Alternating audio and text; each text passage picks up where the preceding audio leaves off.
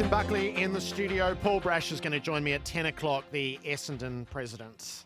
The over-under expectations. Who has exceeded your expectations to the halfway mark of the season?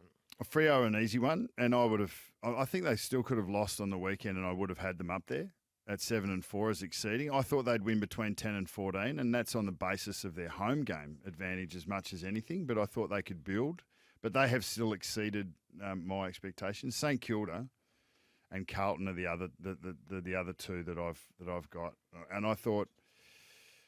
I wondered with the Saints whether they had enough aerial power behind the ball, and whether they were going to be able to intercept and rebound with enough authority against good offences. But their balance of pressure and their structure of defence around the ground, and players like Howard and Battle that are coming to the fore. Wilkie's always been a really strong player. They've what you would say, and they're not seen as their sexy players. Like they're not their sort of players that we're seeing that we reckon we're going to do the job for them. But they've cobbled together a back 6 or 7 that is really effective behind their team defence that have put great pressure on at the front. And Carlton, for me, both Saints and Carlton have buffered serious personnel challenges as well, and still been able to push through. So I thought the Saints would win between 18 and 12, and I thought I had Carlton in as 8 and 12, the Saints, and I thought Carlton would be between 8 and 13, and they've both won 8. All three of those clubs have won 8 games already. Yeah, they've blown the low part out of the park already, my low part, but they've still got half a season to continue to build, and they're in great shape to do so. What's your under expectation group? My unders. So I thought Port Adelaide and West Coast were two teams I thought there was the biggest spread on. I didn't really, the reads before the season, I wasn't exactly sure where they were going to go. I thought Port would win a minimum of 12 and up to 17. They've been a top 4 side for the last sort of 4 or 5 years. At 5 and 6, I still see them as massive unders, and they've got a couple of games coming up against really good opposition now. They'll either stake their claim as a top 8 side in the next 2 weeks and win games that we don't really expect them to win, given their form to date, or they'll continue to fall away, and then they'll bump along for the rest of the year. West Coast, clearly, at 1 and 10 are massive unders. I've got GWS at 3 wins. I thought they'd win between 10 and 14. There's just too much talent there to only have 3 wins on the ledger. Essendon at 2 and 9 are clear. North at 1 and 10 are clear. And I thought Adelaide was the other side that has underperformed. Their form in the first month was excellent. They had some close wins, some close losses, but I expected them to be a 5 to 10 win team. And they're at 3, so you could argue that they're in that window. But their last sort of month to, their last 4 or 5 weeks have been disappointing for me. I actually expected them to be more competitive than they have been in that last little period. So under expectations, Port Adelaide, West Coast, the Giants, Essendon, North Melbourne, and Adelaide, and exceeding expectations, Fremantle, St Kilda, and Carlton. What's the nuance in the meeting expectation group? Yeah, and there is some differences in that. So Gold Coast at 5 and 6, I'd expect them to be better. And I think that the next couple of weeks, I think that they've got a chance to frank that. We spoke about them quite a bit pre-season about, okay, their first 5 or 6 weeks are generally okay. They win roughly half of their games, a little bit more than half of their games in that over the last 6 or 7 year period. Their challenge was going to be beyond that. And right now they're showing us that beyond that, they've been able to perform better coming into the middle part of the year, and they haven't done that for 6 or 7 years. So in some ways they're exceeding. But I actually think that for what they've been able to put together the time they've had, I thought they were between 6 and 12. And I think at 5 wins and 6 losses, I think that's about right for them. Collingwood's an interesting one. I mean, that's topical for me.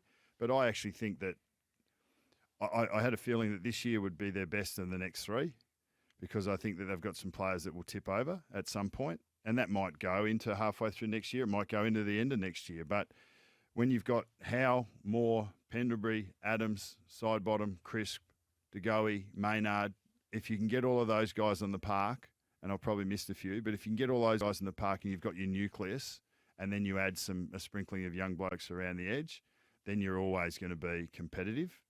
And I know I thought they were spread for me, minimum 8, maximum 15. I think they can still be a top 8 side, and so to me they've matched. But they're probably on the exceeding side at the moment with the last 2 weeks, but they've matched. Richmond, I had as a side that I expected to come, and I think that the way that they've been able to regenerate has been really strong. Hawthorn, even at 4 wins, I didn't expect them to. I think they've played some really good footy, and then they've played some really poor footy, but I thought that they, around 4 wins is about right for halfway. And some of the sides up the top, Geelong keep going. Melbourne are probably overs, to be honest. To be 10-1, and to do it so cleanly, that we shouldn't just think that that's meeting expectations. Yes, I think they're nearly the first one that I'd go and whack in the over. Yeah. Because we just take that for granted, and so that's probably one that stands out to me. But yeah, they're probably the features of the Met. And you've had a bit of a grapple with Sydney, haven't you? I have. I had them unders about 3 or 4 weeks ago. I heard John Longmire, and I love listening to the coaches talk in their presses. John Longmire said, I think it was yesterday, said we had 7 players under the age of 21 on the weekend. So 7 players under the age of 21, and because I've wondered, why aren't they popping? I thought their best football would be better than this. Having said that, they've come back from a 33-point deficit halfway through the second and won in pretty good style against the side that I rate in Richmond. But they're just not quite consistent enough. It just feels like they're not quite coming together, and the inexperience will give you the picture that you need to see with that. There's a reason why they're not quite there yet, and that is because they've got a lot of youth that are still going up and down. Having said that, they're so strong across the board. If they can pop, I still think they're the side that's going to worry people coming into the end of the year. Now, whether that's where the development happens, or that next quantum leap, if it happens between now and the finals, or whether it's 12 months away, but I still they've got the attributes that they've got there are still exceptional. And was Maverick over or under expectations? Well, it met my expectations after you gave it the biggest rap of all time yesterday. But no, it was brilliant. I love the sound. Like, a good soundtrack is crucial to a good movie. Yep.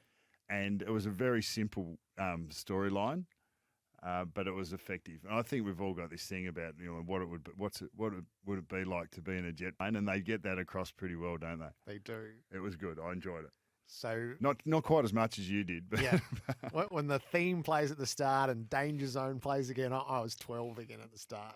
I thought they put you exactly in the right mood for it. How old are you? We went. I'm 47. Okay, so you're 12 again. So I was 15.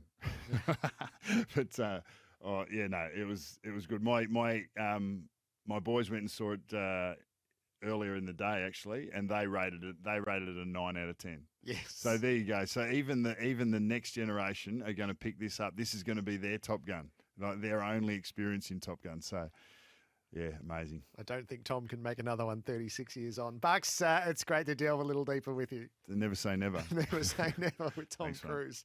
All right, so a bit of over and under expectation, but talk around